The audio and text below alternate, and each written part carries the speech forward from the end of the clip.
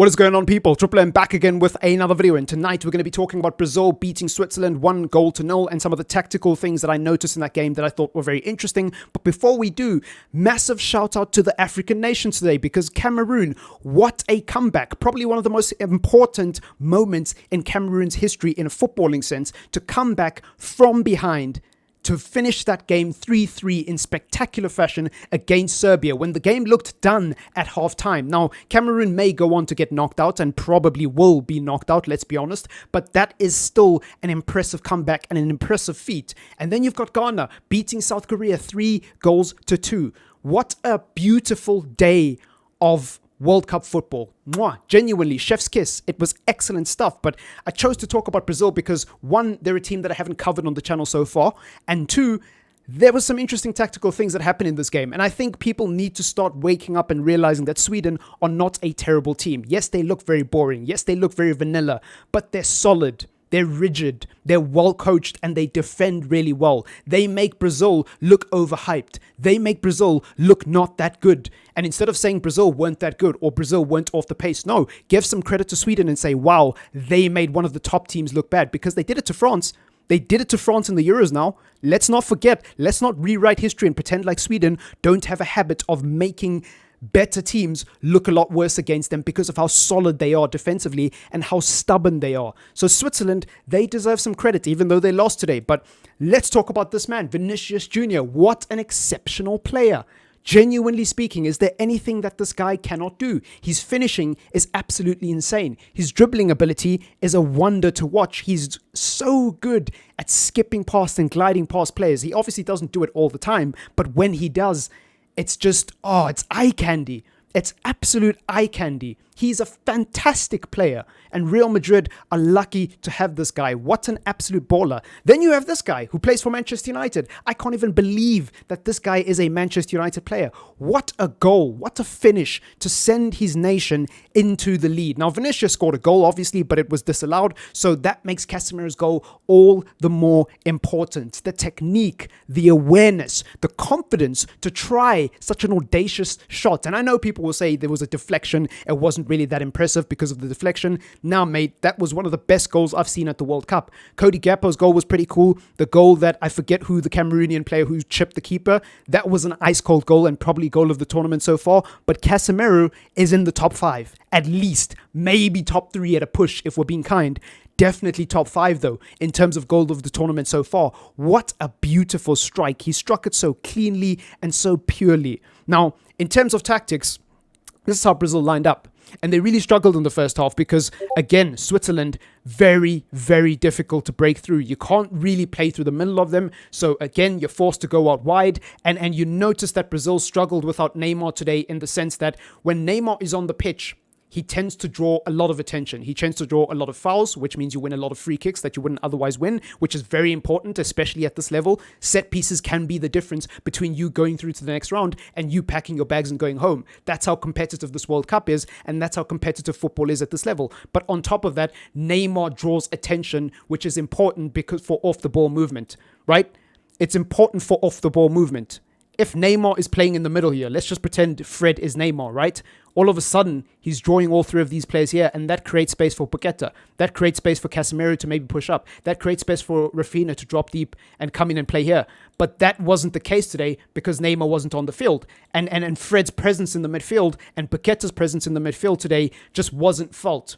It just wasn't felt. I felt like Casemiro had a good game in terms of defensively. He had 4 interceptions. He had 1 block and 1 tackle. And on top of that, his tactical fouling to stop Sweden's counterattacks in their tracks is so invaluable. It's so priceless. You can't put a price tag on how important that ability is in the midfield. And then on top of that, to go and score a goal at the other end and still be productive in terms of distributing the ball, he's just such a good player. But again, he can't do it alone. Fred and Paqueta really struggle today. And Paqueta's the type of player that I think a lot of people are sort of on the fence about. There's people who really rate Paqueta and there's people who don't rate him at all, from what I've seen, right? In the communities that I interact with, a lot of people have mixed views on Paqueta. But I actually think when Paqueta's at his best, he's a pretty well-rounded midfielder.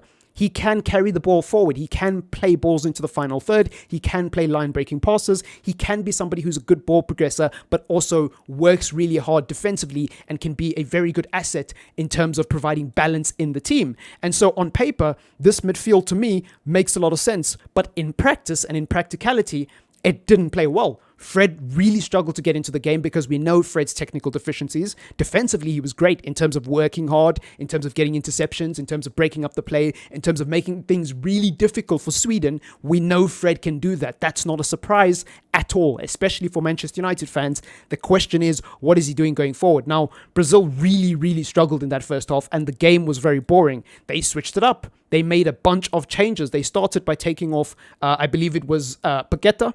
Paqueta came off for Rodrigo first, and then eventually Fred came off for Bruno Guimaraes, and then Rafinha came off for Anthony, Richarlison came off for Jesus, and it was a completely different Brazilian team with a completely different shape, and this really opened up the game. Now, again, it wasn't a fast, fluid, attacking game of football that was full of end-to-end stuff. It was mostly Brazil prodding and probing with the ball, trying to break Sweden open, but because Brazil was so desperate for that goal, they played a lot more direct, which means Sweden had a little bit more of the ball. They were able to win it and try to take it up the other end, and that opened up the game slightly.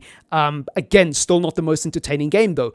That helped Brazil. They got a lot more opportunities in that second half. Vinicius played a beautiful cross into Richarlison with the outside of his boot. That sounds like Anyways, with the outside of his boot, he played a beautiful cross, and I can't believe Rodrigo didn't get on the end of that. There was another moment in the game where Rafinha played another delightful cross into Richarlison as well. Actually, it was into Vinicius, and Vinicius just mishit it ever so slightly, and I believe that was in the first half, actually, and that should have definitely been a goal, right? And I think to expect Vinicius to score there it seems harsh, but I actually see it as a compliment. I'm saying because Vinicius is so good, I expect him to finish that. Because my expectations and my standards of Vinicius are so high, I expect him to finish that. Any other player on the pitch, yeah, it's a bit harsh to expect him to finish from there. But Vinicius, the kind of form that he's in and the ilk of player that he is at the moment, I think it's realistic to expect him to score there. And you could see the visual disappointment on his face because he knew that would have been a special goal. But at least he got it on target, though. He did well to get it on target. But apart from those moments, there wasn't really any moments that stand out in terms of chances and crosses and line-breaking balls that Brazil played through that led to clear-cut opportunities. There wasn't really much in this game because, again, Switzerland defended exceptionally well. So, yeah, I am going to end the video off there. But, man, what a crazy day of World Cup action, hey? Like Cameroon, crazy game between them and Serbia. Ghana, crazy game between them and South Korea. And Brazil, even though the game wasn't the most entertaining, watching Brazil at the World Cup, there's just something that's always enjoyable. Even when they're not in the best of form, there's something iconic about that blue, green, and yellow kit. There's just something iconic, something so nostalgic. Seeing Ronaldo in the crowd and all the other Brazilian icons coming to watch their nation play football. Seeing the passion of the Brazilian fans and just South American fans in general. It's just beautiful. There is something, I don't know what the word is. I genuinely don't know what the word is, but there's an aura to Brazil. There's an aura to Brazil that I just don't feel as a neutral with other nations as much and as strongly. And obviously their reputation speaks for themselves. I mean, the amount of World Cups they've won and their pedigree in world football speaks for itself. And just the sheer amount of talent they have this year, it makes them that more intriguing to watch. Even when they're not playing well, you're thinking to yourself, okay, will Bruno come on? Will Jesus come on? How are they going to do without Neymar, right?